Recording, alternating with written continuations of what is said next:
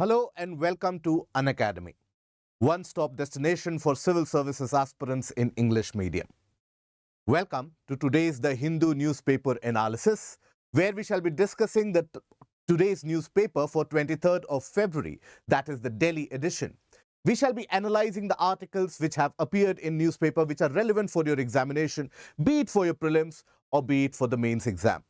And at the end of the discussion, as is the trend, we shall be picking up mains questions which can be asked from this area, and we shall also be guiding you about how you can write the answers.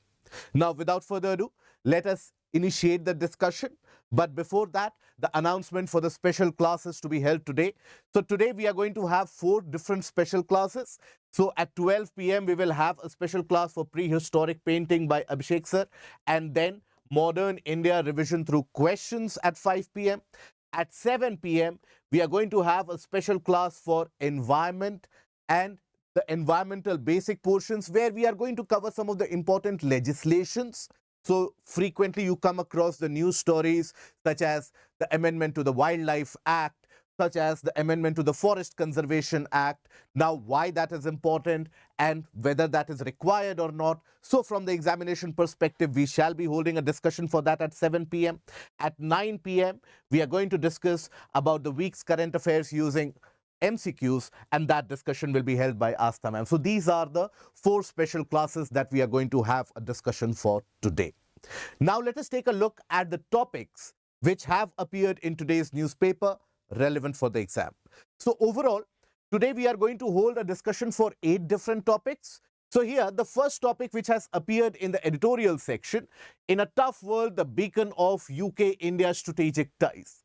Now, this is an article in the editorial section which has been written by the Chief of Naval Staff of the UK Armed Forces, and it talks about the importance of freedom of navigation, and it talks about why it is relevant for India to be a part of these measures to ensure freedom of navigation in the seas. So that is something that we are going to discuss. Another article appeared in the editorial section. It is the conditioning of the Agniveers that merit attention. Now, both of these articles are relevant for your GS paper too. So here it largely talks about the merit-demerit system of the Agniveer system. Not so much into the merits, but some of the demerits are what it is focused into. We are going to discuss very briefly about what this Agniveer system is, even though most of you would by now be highly aware about this Agnipath scheme and the Agniveer scheme. We are going to discuss in brief why it is required and the way forward, what this article actually tells us. Then, should India have regional benches of the Supreme Court? Now, this particular article has been put forward in the newspaper in the form of Q&A with the help of 2 different judges who have put forward their opinion regarding the regional benches of the Supreme Court. So we are going to discuss that and whether that solves a particular problem or simply can exacerbate the existing issue. Then, topics relevant for your prelims: government unveils web portals for news publishers, elevated road for elephants in Kaziranga. Remember, yesterday we have had a discussion about elephant corridors. Now, it is in that context that this becomes relevant, but we will take the help of this particular small brief article to also discuss in brief about the Deepore Bill, which is always relevant for your prelims portion. Flash PMI reading signals February fervour for India Inc. So what is this PMI? That is what we are going to focus. Farmers unhappy with FRP for sugarcane. What is that FRP? Right? Then Guinea worm disease has almost been eradicated from the world. So what is this disease which is in news? So that is how we shall be filtering out the important parts from the various different news stories which will be relevant for your preparation. Now let us take a look at the first article of the day, and let us try to understand the context of this particular article. Now, this article which has appeared in the editorial section, that is here, this article is important for the portion of your international relations. So it is going to be relevant for your GS2. And even in some portions of GS3 also, you will find relevance of this when it comes to defense and the defense trade, etc., that is where it also becomes relevant. Now here, this article talks about the India-UK strategic ties and thereby pitching for Operation Prosperity Guardian. So what that is. So first of all, let me tell you a brief background about which this article talks about. This article talks about the threat that the world faces on the seas. And it mentions 3 different seas for that matter: Black Sea, the Red Sea, and the South China Sea. And this article basically argues that the freedom of navigation in all these 3 areas have been put under danger by some or the other form of wars or conflicts which are happening in these areas. As a result of that, there is a wider ramification for not only the countries in the vicinity, but for the larger world as well. Now, it is very important and imperative to maintain freedom of movement to ensure that trade of goods, services, etc., they are carried on. So that is what this article talks about. And in the recent times, we have basically seen the deployment of the vessels, naval vessels from the US, the UK, and France in the region of Red Sea in order to protect the commercial shipping lanes from the Houthi attacks, which have been carried out from the region of Yemen and larger area of the Arabian Peninsula. Now, it is because of these missile attacks and because of the various different types of armed intrusion into the commercial sea lanes that there have been significant amount of damages for the merchant vessels. As a result of that, what has happened? Think about it. When a merchant vessel and a larger shipping vessel is navigating through the region of Red Sea and through the region of Gulf of Aden, it is facing attacks. What will that vessel do, or what will that company do? It will go for a better insurance. That if my goods are wasted or destroyed, I should not have to pay for it. I will get an insurance company to back me up. Now, if you get an insurance, a larger insurance covering the war zone, then the cost of goods go up. And those cost of goods, when they escalate, that impacts all of us in our day-to-day lives. So that is where the freedom of navigation has become a pertinent global ticking point.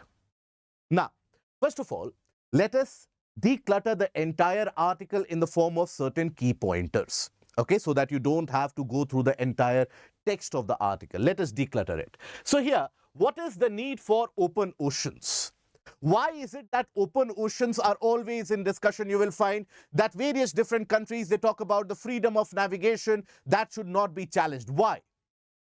Because when it comes to international waters, a significant monopoly or dominance by any particular country can damage a larger global interest. Now, the global economy is significantly intertwined and has been intertwined for almost a few decades now. Globalization, even though, is on a retreat, but think about it, even for our country, our overall deficit, current account deficit, fiscal deficit, etc., everything, balance of trade is dependent upon how much exports that we carry out. Now, that amount of export goes through where? Where do our exports go through? Is it the case that the trucks, they carry them through the Nepal border and through the Pakistan border and so on? Absolutely not. The bulk of global trade moves through the seas and the oceans of the world. And if these seas and oceans of the world are impacted, there is a significant supply chain disruption which happens. So that supply chain disruption can be catastrophic. How catastrophic? What do we mean when we say catastrophic? Just to give you an idea about it, a couple of years back, you had the unfortunate incident where a larger merchant vessel got stuck in the Suez Canal. Now, even though it was stuck there for a few weeks, what that meant was a large scale of delay in the service deployment and in the delivery of various important systems. One of the most perceivable and most observable things in our day-to-day lives was the automobile sector, which got hit because of the supply of critical components and chips. The chips which are used for the various controls in these automobiles. So that got hit. Now, as a result of that, when the automobile sector got hit, think about it. Their production capacity of how quickly they are able to churn out new vehicles, that production capacity got delayed, right? So as a result of the production capacity or the production timeline, that got impacted. Now, once the production timeline gets impacted, your delivery system and your reliability of delivery, that goes through and that is thrown out of the window. As a brand, you take a hit, and when it comes to consumer and the customer reliance, that takes a hit. So overall, the global automobile sector ended up facing losses worth billions of dollars. In India itself, many of the automobile manufacturers, they basically had to shut their production line because they did not get the supply of critical components. Now, as a result of that, what will happen? Again, the same cyclical economic curve. That is, if the production line is shut down, means people lose their jobs. If people lose their jobs, they don't get the salary or they don't get that payment which they will spend in the market to buy something. So if their buying power reduces, then the overall demand in the economy also plummets. And once the demand in the economy plummets, the overall GDP growth, that is impacted. Once the GDP growth is impacted, the country's or the economy's ability to generate more jobs, generate more investments, carry out welfare measures and schemes, that also takes a hit. That is how important the supply chain logistics are. And that has taken a hit.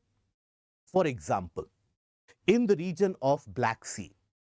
Now, Black Sea has been in news, has been in prominence ever since the Russia-Ukraine war broke out almost 2 years ago. Now, when that Russia-Ukraine war broke out, the first commodity which got hit was, first of all, the supply of oil and natural gas, which is most valuable in terms of the commodity measure. Now, oil and natural gas being supplied with the help of pipelines, etc., that took a hit. Secondly, another very important commodity which is important and prerequisite for attaining food security is the supply of grains, wheat. The Russia-Ukraine region, that is the European lowlands, what are referred to as the European plains and the European lowlands, that is amongst the very fertile regions of the world. That is referred to as the grain basket of Europe and is amongst the largest production centers of wheat anywhere across the world. You had hundreds and thousands of tons of wheat stored in the warehouses, in the grain houses, but they could not be transported through the Black Sea. Why? Because of the war. And Black Sea became a conflict zone. So when the wheat grain transport took a hit, what happened? The international prices, they significantly exploded. It is where India also stepped in and had significant amount of wheat exports from our side also. But think about the poorer countries, the underdeveloped nations. They don't have the wherewithal, they don't have the luxury to pay extraordinary price for buying an important commodity like wheat. That is where food security and as a result of that, survivability takes a hit. So that is where that freedom of navigation and freedom of trade, that needs to be ensured under any circumstances when it comes to international waters. This article argues that while in Black Sea, the forces, that is the Western powers, they have managed to push Russia slightly back, but Black Sea is still a zone of conflict there. And thanks to the grain deal which has been arrived at, some amount of wheat has started percolating outside. But when it comes to the region of Red Sea, that is a hot conflict zone as of now. Now, these international waters are also the ones, or are also the regions where you have the ultra important undersea cables passing through. The undersea cables which carry out the internet connection and which become the routes for transportation and movement of important and key data for all the services, financial services, industrial services, data which connects the world, which keeps the world up and running. That data is transmitted through the undersea cables. The frequent attack on sea lanes means that even those underwater and undersea cables, they frequently are at risk. That again is another reason why we need open oceans to be free from any kind of attack. Now here, the article argues that there has to be a principle of coalition rather than a principle of isolation. Now this is a larger tangential attack or larger tangential pointing towards India that this article has done. And that is because the UK, the US and some of the Western forces, in order to ward off the attack from the Houthi rebels in the region, they launched what was referred to as the Operation Prosperity Guardian. Now this Operation Prosperity Guardian, which was backed by 10 other countries in various different measures, India has not made itself an official partner of this coalition. Many of the countries have basically decided to sidestep from this coalition. And the reason is, majority of the countries, they don't want to be seen as taking a particular side in the ongoing Israel and the conflict in that particular area between Israel and the Hamas forces. They don't want to be seen taking a particular side vociferously, while most of them have backed the actions taken by the IDF in the initial days, but the IDF claiming multiple casualties and leading to multiple casualties of women, children in the later part of the attack, that has made many of the countries cautious. So as a result, India has also deployed multiple of its naval assets. You would have come across those glorious news stories talking about how our marine commandos, they have managed significantly and successfully to get rid of pirate attacks and various attacks happening in that area. India is acting in that region. India is protecting the sea lanes of navigation. But India does not want to be seen as a part of the coalition led by the US and the UK, which is not perceived in good name in that particular area. So that is why this argues that you have to go for principle of coalition rather than isolation. But we don't agree with this. We are ready to partner with the countries, but when you step into a coalition, you also oftentimes are seen to be backing a certain principle. US, for this matter and at this point of time, is hugely unpopular in the entire region of the Middle East because of the way in which it has held on to a principle regardless of whosoever is killed in that conflict zone.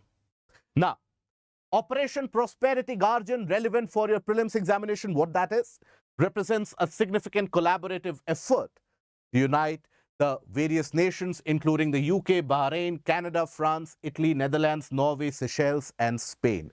Why? In order to ensure freedom of navigation through these areas. This is the Red Sea, this is the Gulf of Aden, and the very narrow stretch of Bab al-Mandeb is what connects this area. So, you have hundreds of merchant vessels and ships who navigate through the Suez Canal and who move through this region of Bab al-Mandeb. But here the problem is that there are frequent attacks launched from this area. That is what has put the shipping lines under significant amount of risk and danger. While many of the shipping countries are avoiding this route altogether, Thereby, what is happening? The overall cost of trade, that is increasing. When the cost of trade increases, then what is the consequence? The consequence is that the product cost, inflationary pressures in the economies go up. The global economies take a hit. So here, US has deployed 3 naval vessels. UK has actually deployed only 1. Then France has deployed again only 1 naval vessel. So as a part of, think about it, that what this coalition actually represents and why India chose not to be a part of it. Overall, the entire coalition in terms of the vessels that it has deployed is only 5 as of now.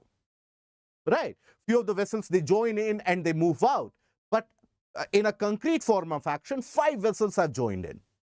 All the other participating nations that you see, in the name of help, what they have done, someone has sent 1 naval officer. Someone has sent 2 or 5 naval officers in order to be deployed in that area. They will be on board of these ships and they will take care of it. Think about it. That is their contribution. 1 naval officer on deputation.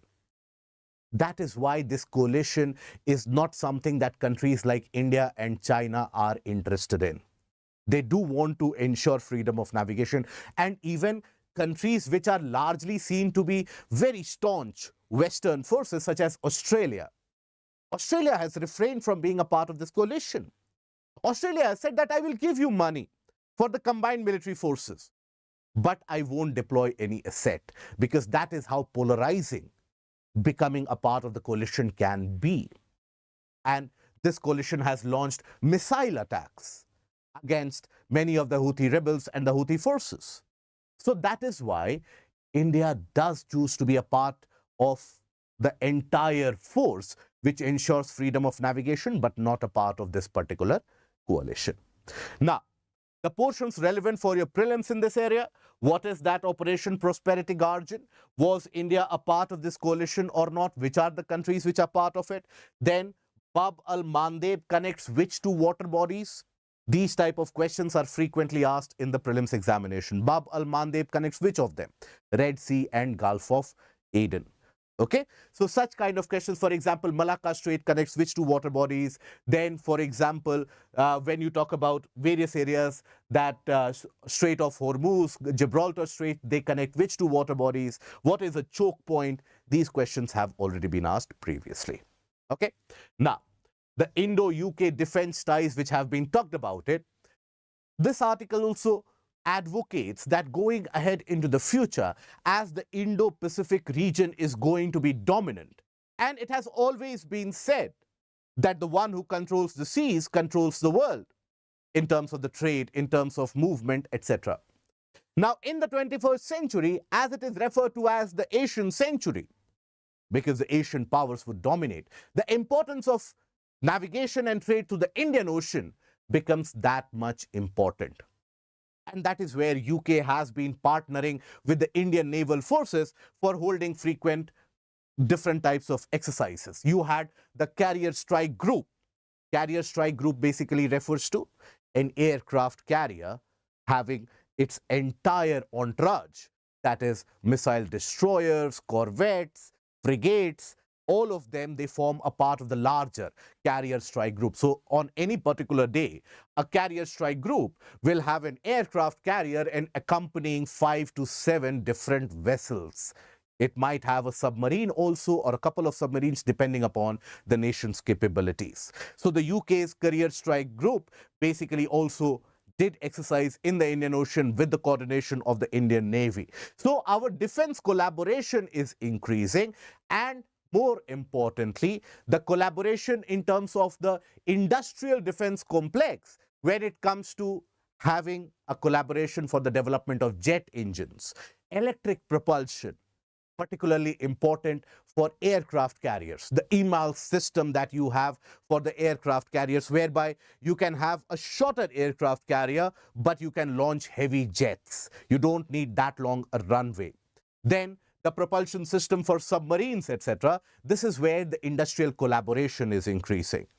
So the collaboration between the UK and India in terms of defense and defense partnership is on the rise. And that is something that India needs to carry on further if it wants to keep the Indian Ocean safe, and as is the doctrine of the Indian Navy, from the region of Gulf of Aden in the west to the region of Strait of Malacca in the east. Indian Navy sees itself as the net security provider. For that, we need a better security apparatus and better naval standards. And for that, collaboration is always a welcome step. Okay? Now, let us move to the second article. It is the conditioning of the Agniveers that merits attention. So this article, which talks about the Agniveers scheme and the Agnipath scheme, it talks about the fact that how the recruits for the Agnipath scheme, who are known as the Agniveers, how they can end up facing certain issues. Now, before we go on ahead into the discussion of what is included in this article and what should be the way forward, a very brief background about the Agnipath scheme. It has been some time since this scheme has been in significant amount of controversy. Now you already have batches of Agniveers who have been recruited. Many of them have been deployed as well.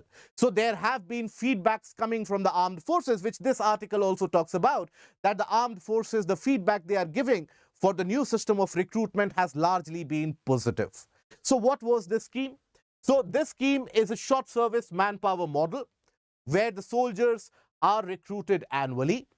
Of these, 75% will leave the service in 4 years. 25%, the suitable 25% will be retained for additional 15 years on a permanent basis. Now, why was this Agnipath scheme brought by? A very brief aspect about it. Modern warfare is not the warfare of the 1500s or the 1800s or the early 1900s for that matter. Modern warfare is not the case where 5,000 soldiers come running down the field from one side, 10,000 soldiers in cavalry, in horses, they come running down the other side, and they both clash, and eventually the larger number wins. That is not how modern warfare takes place. In the case of the modern warfare, you might not even see the enemy, and the enemy can cause maximum amount of damage and destruction to you. Something that we have seen playing out across various fronts. Modern warfare is about beyond visual range. And in that case, what do you need? The most modern of the tech. You do need the most modern of various different types of assimilation of inputs. You need close coordination, integration, and very pointed objective and very pointed core commands.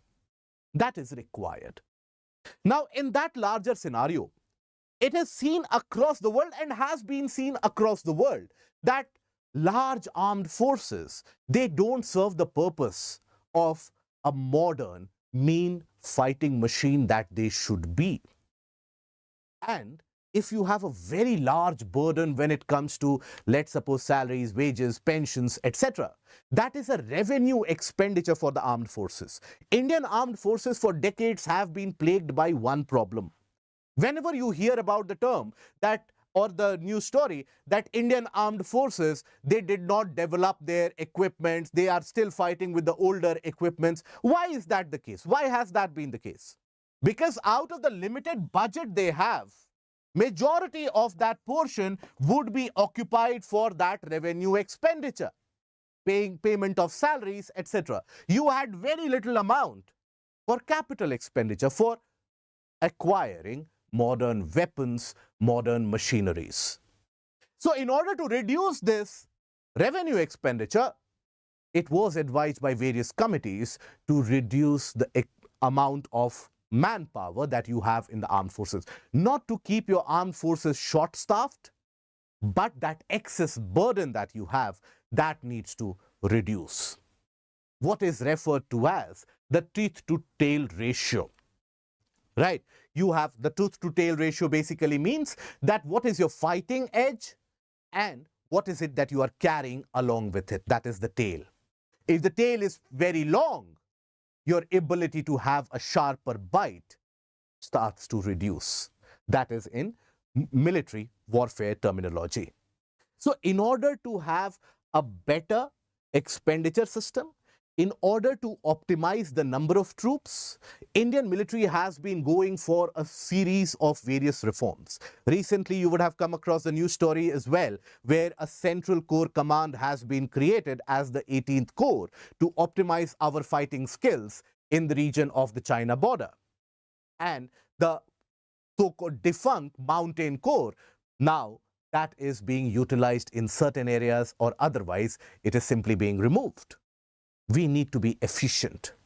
We need to be proactive, and we need to be technologically the most advanced armed force in the world. That should be the aim. So it is in that purview, it is in that perspective that this Agnipath scheme was brought into perspective or into existence. Now it has faced resistance on certain aspects. The aspects such as that once you become a part of these elite armed forces, you become a part of a culture. Now to be removed after 4 years is seen as to be left short-handed. What will I do after 4 years? And if I'm there for 4 years, what will be my motivation to serve? Now this article points to the fact and points to a certain aspect, hypothetical scenario nonetheless, because most of the Agniveers, they have just been recruited and they have been deployed at the command centers. But it talks about the hypothetical fact that, look, if only 25% of the forces are to be retained for a longer period, won't that lead to a kind of an unhealthy competition of one-man-ship, where each one is trying to prove their individual valor, bravery, and caliber, rather than going for the team spirit? So that can be a weakness for the armed force. So that one-man-ship and that individualistic nature can be a detriment. So what is it that should happen?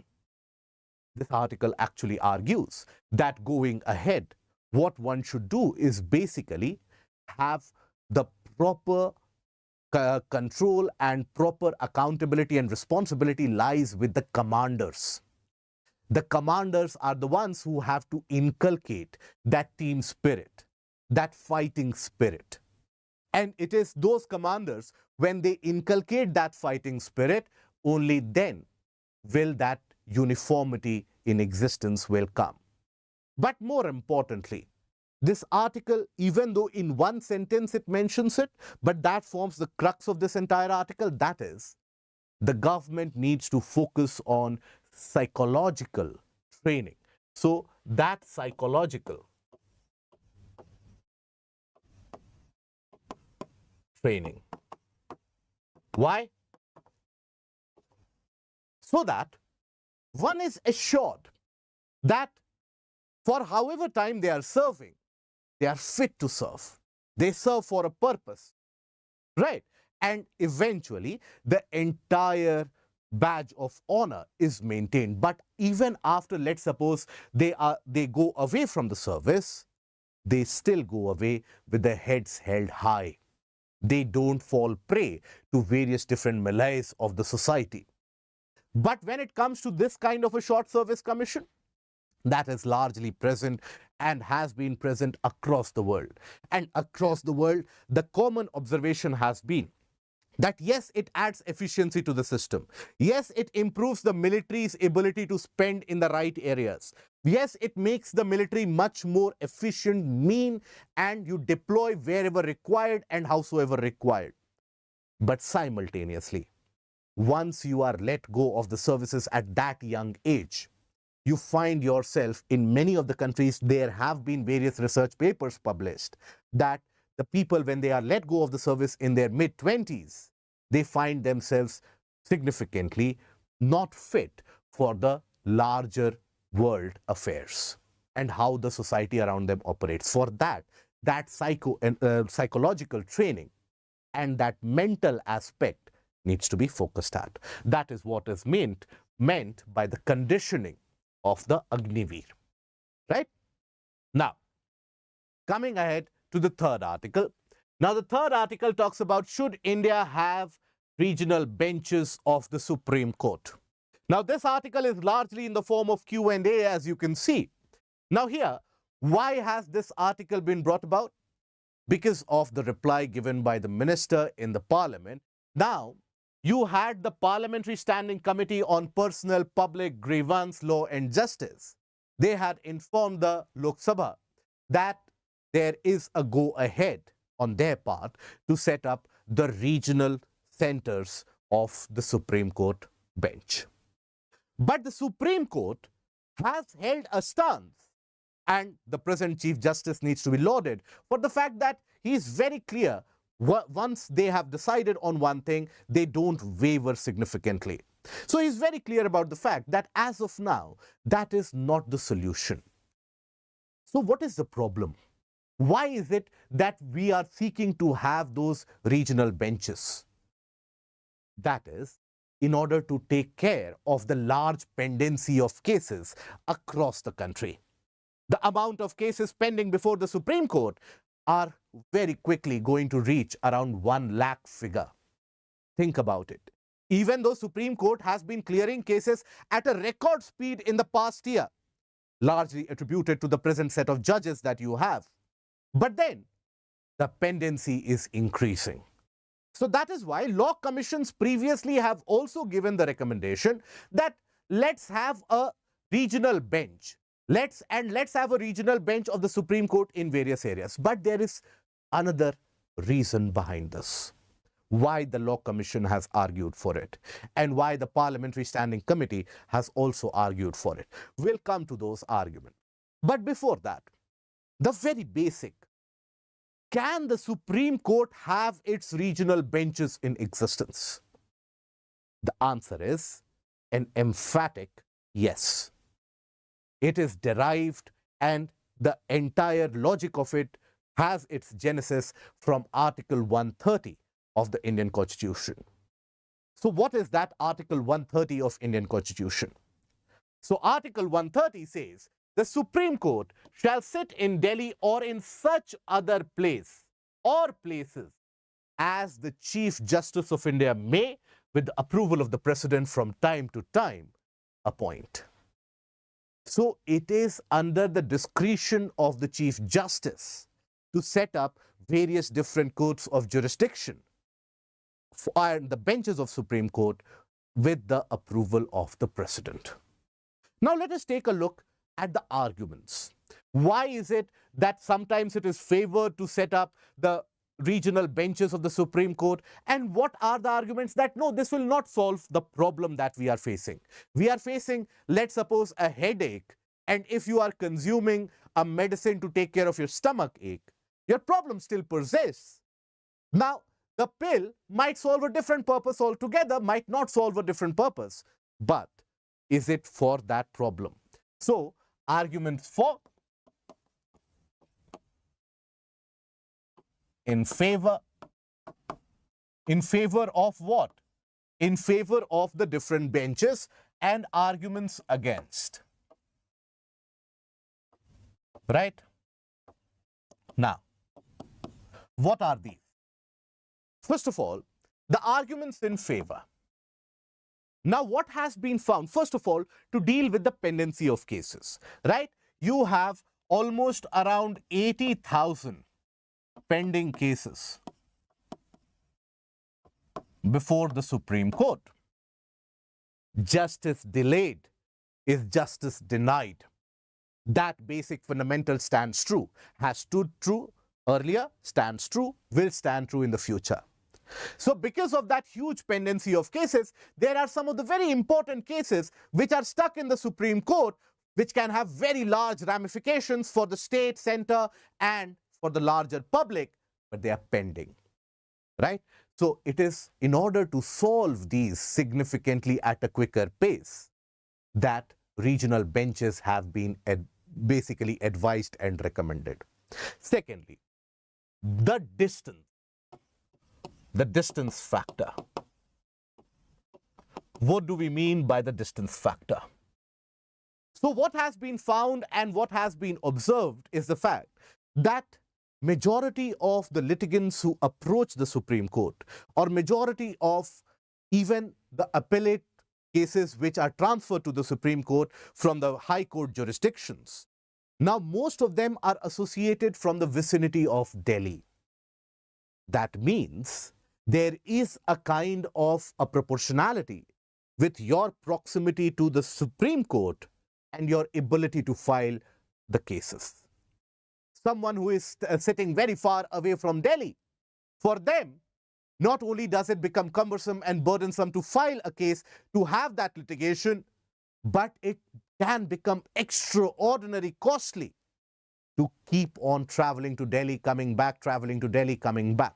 So people, many of them, they don't even approach the Supreme Court. Many of the cases, they don't even reach the doorsteps of the Supreme Court. That again means that justice is not completely democratic in this case. And that is why it is advised and it has been suggested that if you set up various different regional benches, it can solve the larger problem. Right? Now, there is another argument which is mooted in favor, and that is the part that presently you will find that Supreme Court deals with various different kinds of cases when it comes to interpretation of the Constitution, interpretation of the law, and even judging upon the various appeals which have reached it from the High Court. Right? Mostly the High Courts around the region of Delhi, that is the aspect of the distance, but it deals with various different types of appellate cases, then law interpretations, constitutional interpretations, and so on. So that is why when you are burdened and saddled with such a mixture of and a mixed bag, your ability to dispose them at a quicker efficiency, that takes a hit.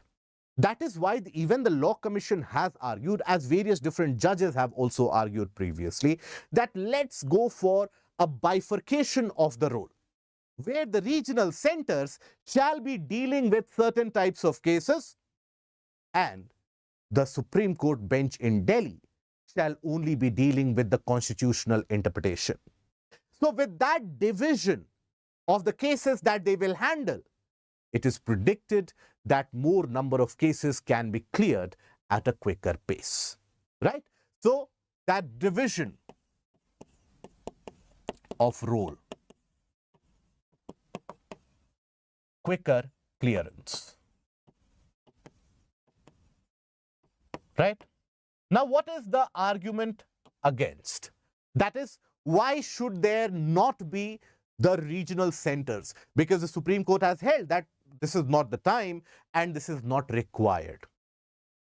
Because, first of all, one fear which is always prevalent and has been prevalent for decades since the Law Commission first made its recommendation has been always consistent that, look, right now you are arguing, and many of them are arguing, that all the cases to the Supreme Court are being centered from the region around Delhi.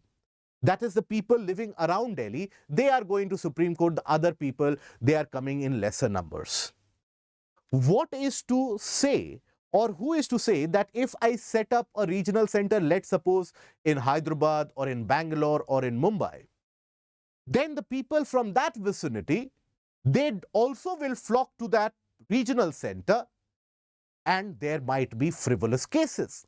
Cases which ideally would not require the attention of the Supreme Court, but would require that time now. So there is that fear, and there is that pessimism or skepticism, to put it in a correct way. There is that skepticism that there can be a rise in the frivolous cases, which can lead to significant more unjust cases, or not such a good case file to be submitted before the court. So here, rise in number of frivolous case. And also, there has been an argument that, look, all of us, we complain about the pendency of the cases.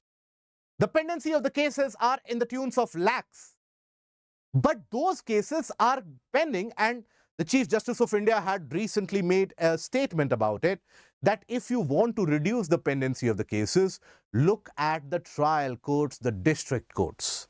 Ideally, there are many matters which should be resolved at that level itself, but they are not resolved because the judges are afraid to take a particular stance, and that is when the matters, they get elevated to the level of the Supreme Court. You would also have come across many of the cases where the Supreme Court has absolutely quashed the PILs and has in fact fined the litigants for wasting the precious time of the court. So the aspect is that the problem lies somewhere else. Problem of pendency is at the grassroots.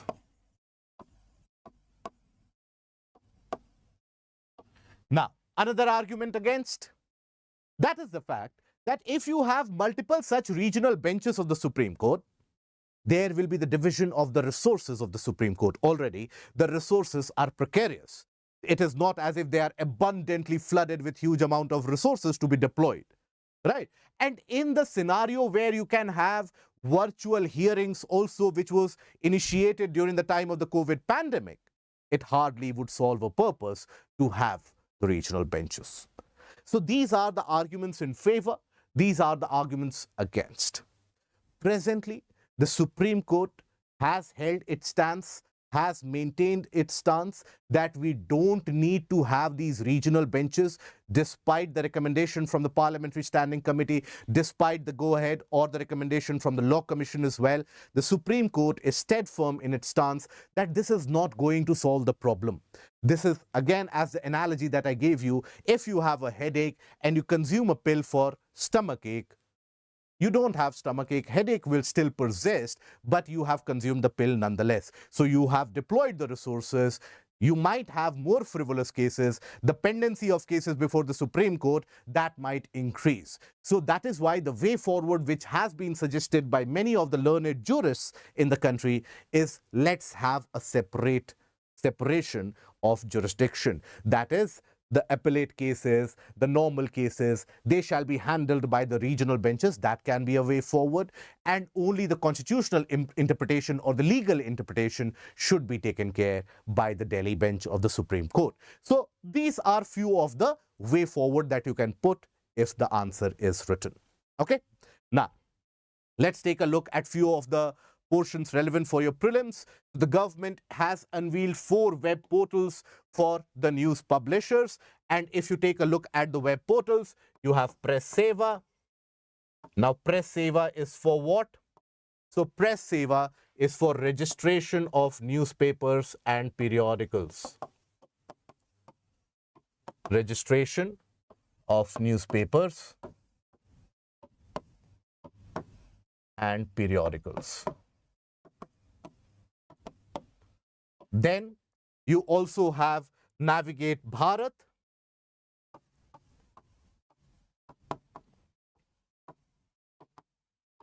This is for the videos to highlight the government schemes and the various different government measures, etc. Right? And you have a couple of more of them which have not been named as of now, but those are for registration of local cable operators and so on. So these are the news portal, or rather the web portals for the news publishers, and the government has argued that this is in order to encourage and ensure that greater amount of public participation takes place when it comes to the news publishing and broadcasting area, to make it democratic, to make it open for all, so that multiple startups can enter into this area and they can not only become the dissemination of the news centers, but also become job creators. Now, the second article. Now, this is that the elevated road for animals in Kaziranga Park get approval. So this elevated road, it is going to serve as a kind of elephant corridor. Why? In order to reduce the amount of man-animal conflict which has been on rise in the region of Kaziranga as well. Now, Kaziranga is that protected area where you will find the presence of some of the very important animals and wildlife for that matter. Significantly protected wildlife under WPA Act of 1972, and that is you will find one-horned rhino, Schedule 1 of WPA, tigers, Schedule 1 of WPA, elephants, Schedule 1 of WPA. That means maximum protection is granted to them under the law. But then they face dangers because of the frequent collision with, let's suppose, the vehicles, in many of the cases the train track which passes through that area, and so on. Right? So that is why this elevated corridor will help them travel from one habitat to another within the region of the Kaziranga protected area without having that conflict. Now here, along with this news article, you will also find that Deepore Beel is in news. Now Deepore Beel, that has been in news. What is Deepore Beel? Now Deepore Beel is close to the banks of Brahmaputra, and it is one of the erstwhile flow areas of river Brahmaputra. In the rainy season, it can get as long as close to around 30 kilometers in certain cases. So significantly large. It is a wetland of importance, and it has been declared as the Ramsar site. Ramsar site. Now, this Deepore Beel serves as the adequate habitat where you have migratory birds, particularly during the winter months, where they flock this area. And they flock this area for refuge, for food, and for other purposes as well. So that is where this Deepore Beel is also an important bird area. Important bird area, as declared by BirdLife International. BirdLife International. Okay? Now, it is in this Deepore Beel that you have also got the news stories for the past one and a half, or in fact, for the past 5 years. If you hold the news stories of that region, you will find that there has been significant amount of solid waste dumping which has happened. Solid waste dumping, if it is happening in a wetland, think about the contamination of the ecosystem that it does.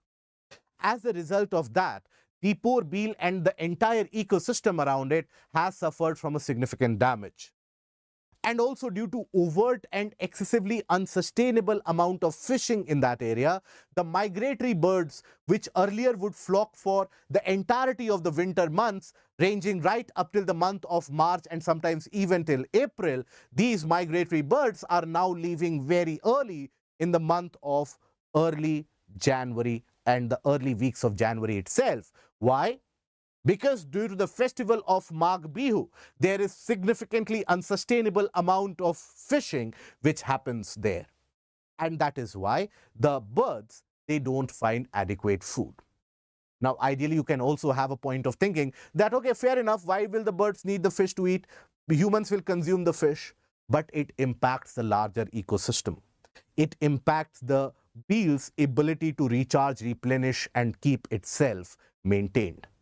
So that is why this Deepore Beel is always in news, relevant for your prelims exam. Now, flash PMI reading signals February fervour for India Inc. Basically, the PMI, that is, what is PMI? I will come to it, but it is a kind of a survey which is held periodically for even the manufacturing and sometimes the service sector as well. And it is to gauge the mood of the manufacturers, that whether the economy is moving in an expanding direction, whether it is maintaining what it was previously, or whether the economy is actually shrinking and contracting. That is why PMI and the PMI surveys are used. Okay, so PMI, basically, if you take a look at it, it refers to the Purchasing Managers Index, and it is an index which is calculated based on a survey which is done for the manufacturing sector, and that survey includes various different aspects. That is, what is the quantum of the new orders that the manufacturers are getting, the inventory levels, the production levels, supplier deliveries, employment. Based on all this, a result is calculated, and the index is given between 0 to 100. A PMI value of 50 means economy is consistent. It is not expanding, it is not contracting. A value greater than 50 refers to expansion and growth. Okay? A value less than 50 means the economy is actually contracting, or the sector in this case is contracting.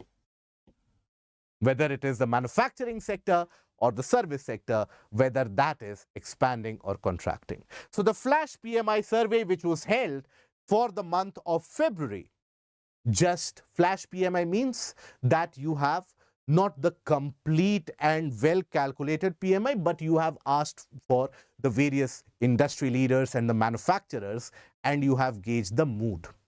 So that represents a number close to around 56, which means that the economy is in expansion form, or the manufacturing sector is in a healthy expansion form, okay, which bodes well for the economy. Now, farmers unhappy with 8% rise in FRP for sugarcane. So the government had declared an 8% rise in the FRP, the fair remunerative prices for sugarcane. And many of the farmers have publicly expressed their unhappiness that they are not happy with this meager rise. They wanted and they expected a greater amount of rise. So we are not going to go into the politics of it. We are not going to go into what this or which farmer is demanding how much amount of money, not relevant for your examination. What you need to know is, what is this FRP? Who fixes it? You have MSP for the grains. For the sugarcane and the sugar sector, you have the fair remunerative prices. Now, these prices are fixed by the CCEA, that is Cabinet Committee on Economic Affairs. UPSC has asked a question from this in the prelims previously. Who fixes the FRP? So it is fixed by CCEA on the basis of the recommendations which are given by CACP, Commission on Agricultural Cost and Prices. Okay? And the payment of FRP across the country is governed by a rule, that is the Sugarcane Control Order 1966, which mandates payment within 14 days of the date of delivery of the cane. So as a farmer, when you have delivered the cane to a sugar mill, within 14 days, you will be given that money as per this order. However, the mill owners, they can enter into the agreement with the cane farmers to pay that in terms of installments as well. That is the agreement that they can enter. If, however, they have not paid that money, then they are liable to pay an interest on the pending amount up to a rate of around 15% per annum. That is how much the mill owners will have to pay. Okay.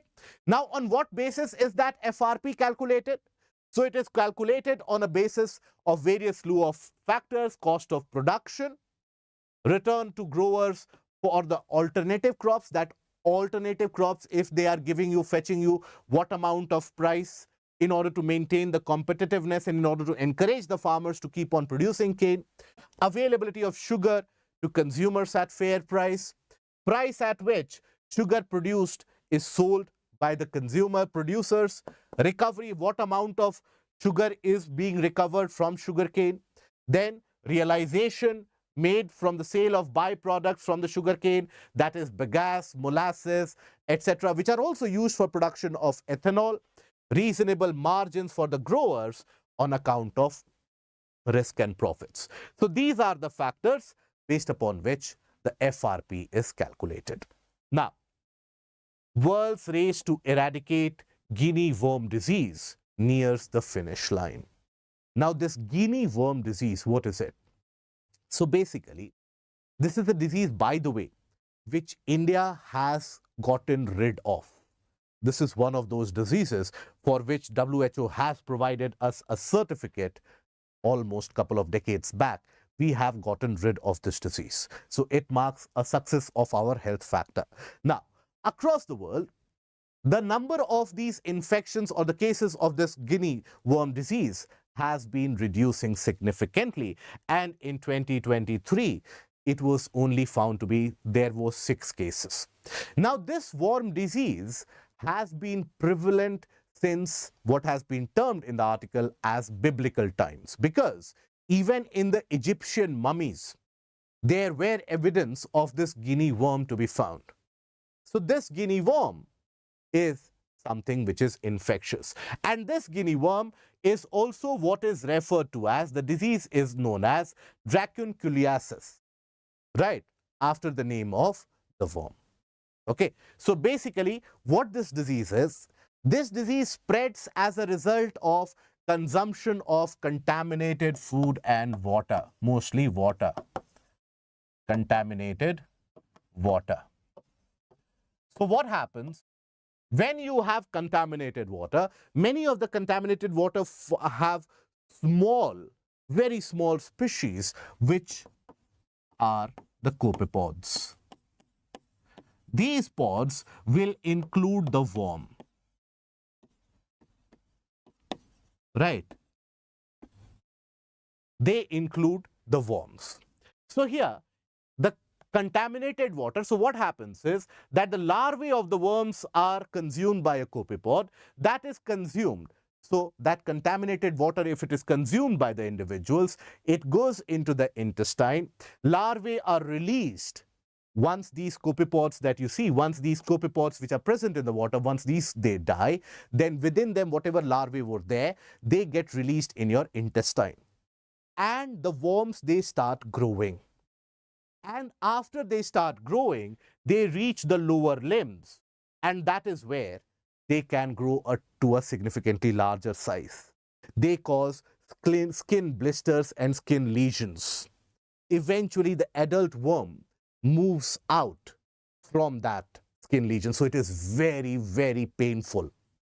Now, when the adult worm enters or the female adult worm moves out, there is an open wound.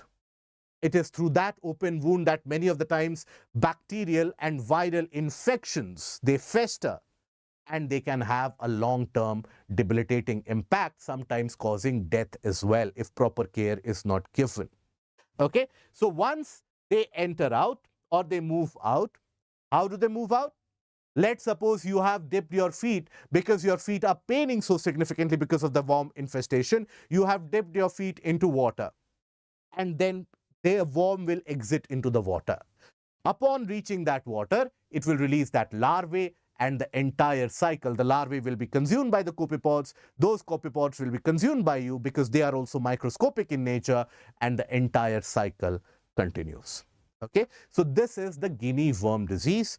Thankfully, it is slowly and steadily being eradicated across the world, with 2023 reporting only 6 cases. Okay, now let us take a look at the questions. So, setting up of regional benches of Supreme Court can help make the justice system truly democratic. Comment. So here, in the introduction, always advisable to begin with the purview and the aspect of Article 130, which actually gives the power to the Chief Justice of India to set up the regional benches. So mention that in the introduction. Then in the body part, talk about the Law Commission recommendation and the Parliamentary Committee recommendation, Parliamentary Standing Committee recommendation of setting up of the regional benches, why they are advisable, the arguments in favor. In the later part of the body, mention about the part that, however, there are certain challenges which still persist, due to which the Supreme Court has not given a nod for setting up the regional benches. Mention the challenges in points very briefly, 3 to 4 challenges, that's it. Eventually, in the conclusion part, which should be around 20 words, mention about the fact that the pendency of the cases, which is the real elephant in the room and the problem which needs to be solved at the grassroots, where the trial courts and the district courts, they need to get their act in order to reduce the larger pendency problem. Okay, and that is how you can conclude. Now, India's ties with like-minded nations for freedom of navigation serves national and international geopolitical interest. Analyze. Now, this is again a 10 marker. So here talk about what does freedom of navigation mean. In the introduction part itself, you have to mention that. And after you have mentioned that, talk about the fact that the benefits of freedom of navigation for the international community, for the national level also, right?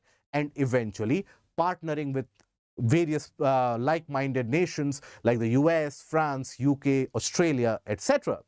ensures that certain vested interests, they don't hijack the larger goal of global integration and global economic well-being. That is how you can conclude this answer as well. Okay, so that is where we mark the end of the discussion for today. I hope the discussion was meaningful and helpful for you. If you have liked the content, please don't forget to click on the like, share, and the subscribe button. Join us for the special classes. Until we meet again tomorrow, take care of yourself. Goodbye. Thank you.